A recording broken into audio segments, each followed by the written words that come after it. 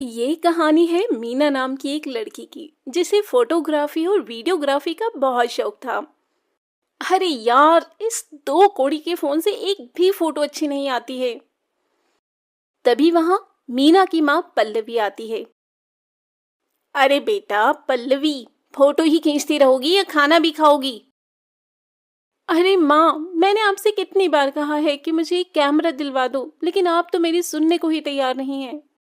बेटा, तेरा एक कैमरा का दाम भी तो 10 कैमरे के बराबर है।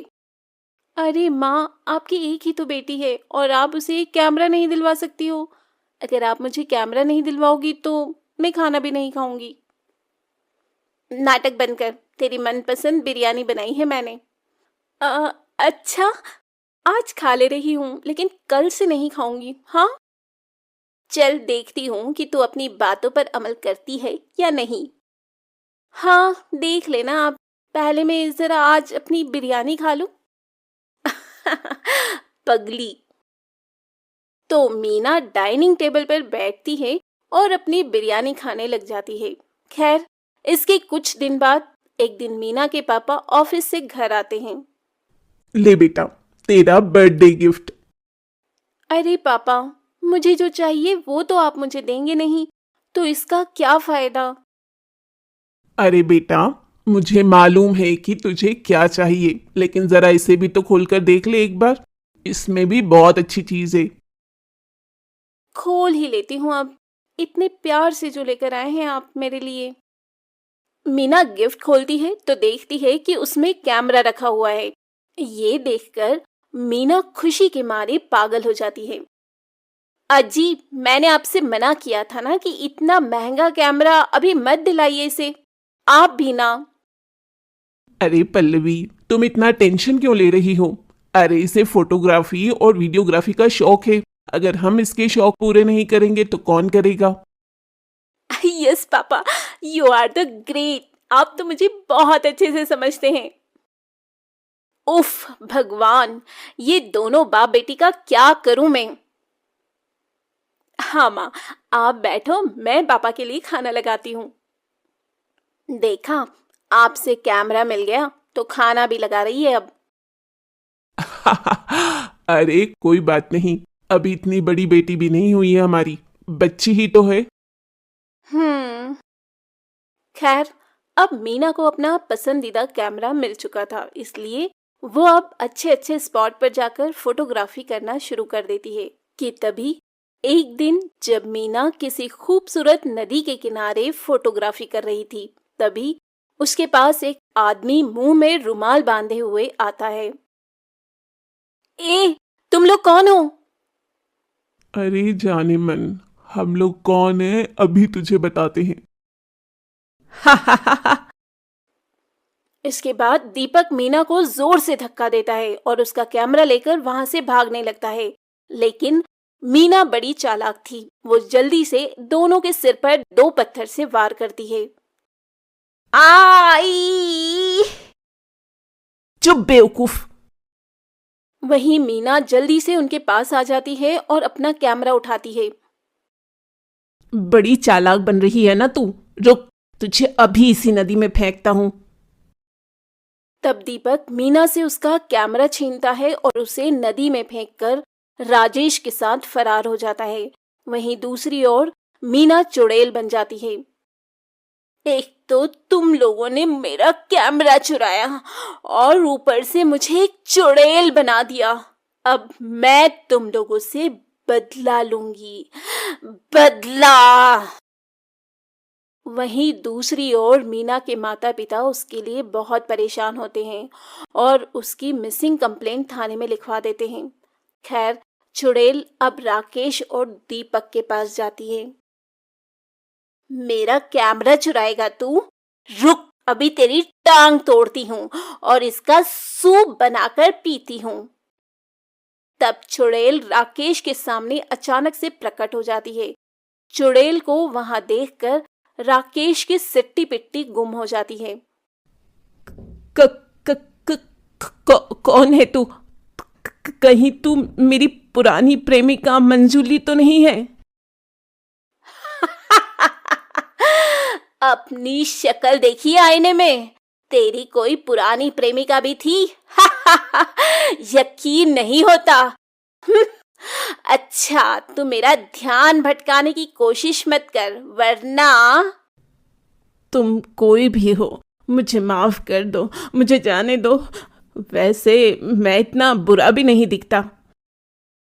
हाँ, तू बुरा नहीं दिखता, लेकिन जब तू मरेगा ना तो तू बहुत ही बुरा दिखेगा।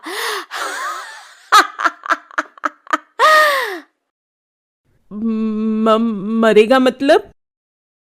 हाँ, अगर तू मरेगा नहीं तो मैं तेरे हाथ और पैर का सूप बनाकर कैसे पीऊंगी रे? नहीं नहीं, ऐसा मत करना। एक तो मेरा कैमरा चुराता है और मुझे मारता भी है, और ऊपर से बोलता है कि तुझे ना मारूं। अच्छा, तो तू कैमरा वाली चुड़ैल है?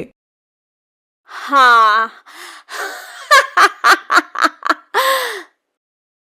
तब इसके बाद चुड़ैल राजेश के हाथ पैर तोड़ देती है और उसे मार डालती है। उसे मारने के बाद चुड़ैल वो कैमरा अपने हाथ में लेती है। रुक, ऐसे ही रहना, अब तेरी एक फोटो खींचती हूँ। और चुड़ैल अपने कैमरे से राजेश की लाश की फोटो खींचती है और बहुत खुश होती है। अगर मैं ना मरती ना तो बहुत अच्छी फोटोग्राफर बन जाती। वाह मीना, तेरी फोटोग्राफी का तो कोई जवाब नहीं। सोच रही हूँ, अब से मैं बुरे लोगों को ऐसे ही मारूंगी और उनकी ऐसे ही तस्वीर लूंगी। इस काम में तो बड़ा मजा आने वाला है मीना। लेकिन दूसरा वाला आदमी कहाँ है? पहले तो उसे मारूंगी और सोच रही हूँ कि उसकी खोपड़ी का सूप बनाकर पीऊं। और चुड़ैल अब दीपक को ढूंढने लग जाती है। वहीं शाम को जब दीपक राजेश के पास आता है तो देखता है कि किसी ने राजेश को बहुत बुरी मौत मारा है। नहीं, कहीं ये काम उसी लड़की की आत्मा का तो नहीं है? मुझे भागना होगा यहाँ से। तभी वो वहां से भाग जाता। वहीं दूसरी ओर चुड़ैल एक आदमी की दुकान के पास जाती है। दरअसल वो आदमी मोहल्ले में बासी मिठाइयां बेचता था। इस आदमी की वजह से मेरा बहुत बुरा वाला पेट खराब हो गया था। इसे तो मारना ही पड़ेगा।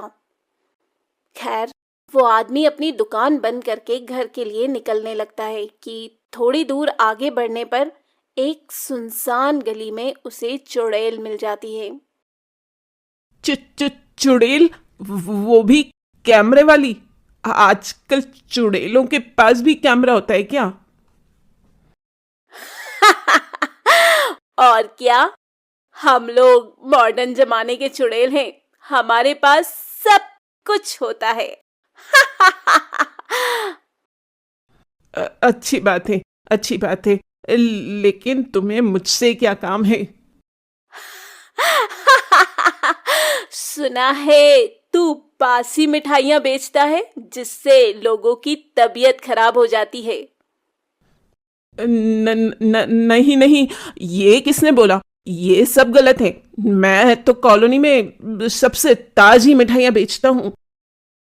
तभी चुड़ैल अपनी शक्ति से उस आदमी की दुकान की मिठाइयां अपने हाथों में प्रकट करती है। अच्छा, तो ये ले, अपनी सारी मिठाई खा ले। अब वो आज मेरा पेट खराब है। मुझे पता था कि तू यही बोलेगा, लेकिन मैं तो तुझे ये मिठाई खिलाऊंगी। नहीं नहीं। जबरदस्ती उस आदमी के मुंह में मिठाई के डिब्बे को ठूंस देती है, जिससे उस आदमी की मौत हो जाती है। बड़ा आया, मेरा पेट खराब करेगा। गया ना काम से। उसे मारने के बाद चुड़ैल उसकी तस्वीर ले लेती है। मोटा गेंडा कहीं का, इसकी तो फोटो भी अच्छी नहीं आई।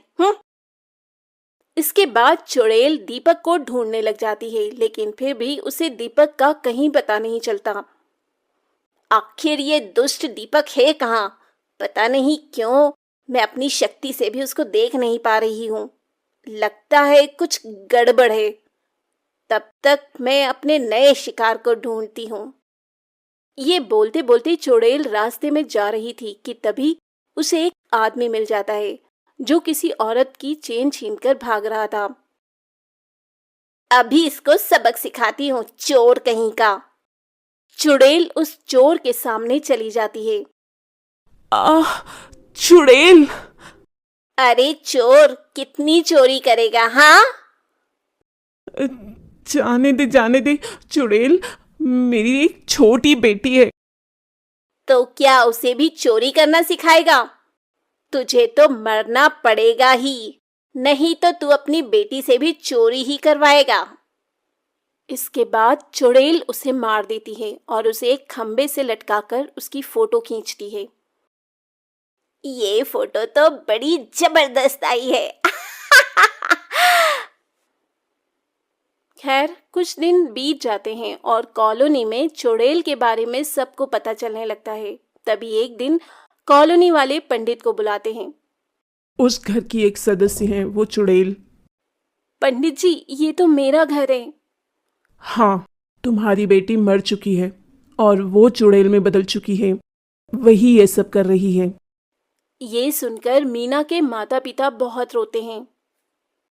रो मत बेटी, हमें उसकी आत्मा को मुक्ति दिलाना होगा। ठीक है पंडित जी, आप जो कहेंगे हम वही करेंगे।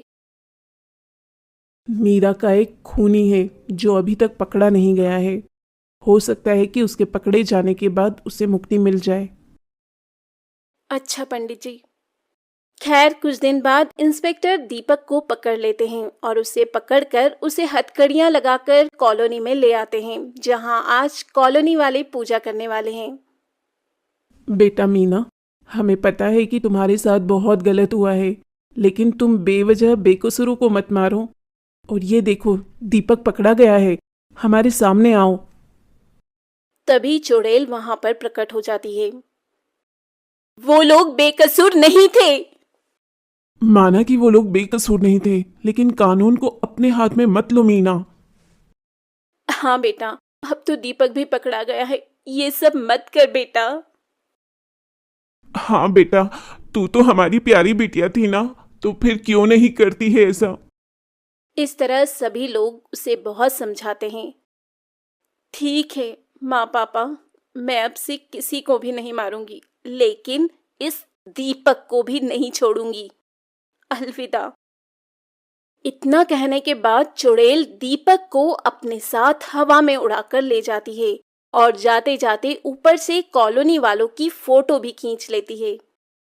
ये फोटो देखकर मैं आप सबको बहुत याद करूंगी। वहीं चुड़ैल दीपक को अपनी दुनिया में ले जाकर उसे क्षण भर में मार देती है और इस तरह चुड़ैल का बदला पूरा हो जाता है।